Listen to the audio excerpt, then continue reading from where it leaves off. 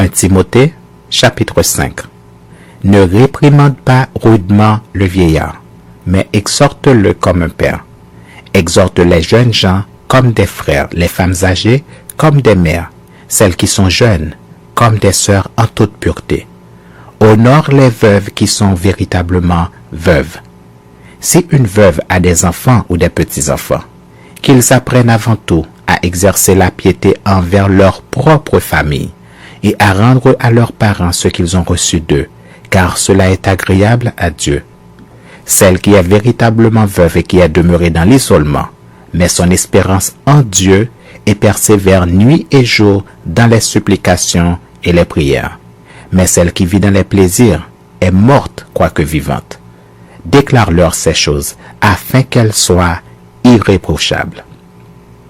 Si quelqu'un n'a pas soin des siens, et principalement de ceux de sa famille, il a renié la foi et il est pire qu'un infidèle. Qu'une veuve, pour être inscrite sur le rôle, n'ait pas moins de 60 ans, qu'elle ait été femme d'un seul mari, qu'elle soit recommandable par de bonnes œuvres, ayant élevé des enfants, exercé l'hospitalité, lavé les pieds des saints, secouru les malheureux, pratiqué toute espèce de bonne œuvre. Mais refuse les jeunes veuves, car lorsque la volupté les détache du Christ, elles veulent se remarier et se rendent coupables en ce qu'elles violent leur premier engagement. Avec cela étant oisives, elles apprennent à aller de maison en maison, et non seulement elles sont oisives, mais encore causeuses et intrigantes, disant ce qu'il ne faut pas dire.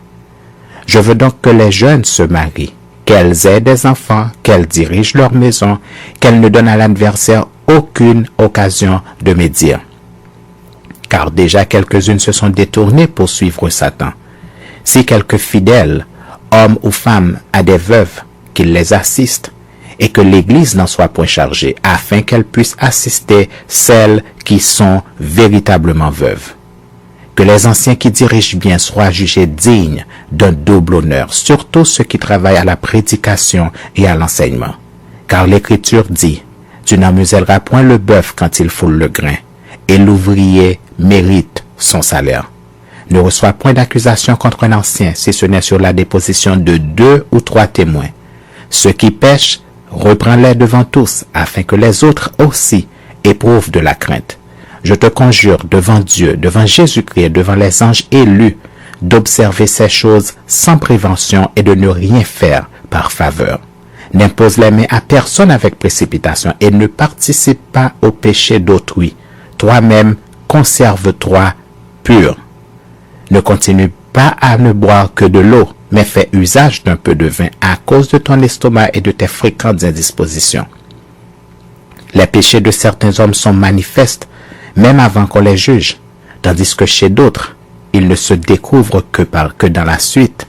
De même, les bonnes œuvres sont manifestes et celles qui ne le sont pas ne peuvent rester cachées.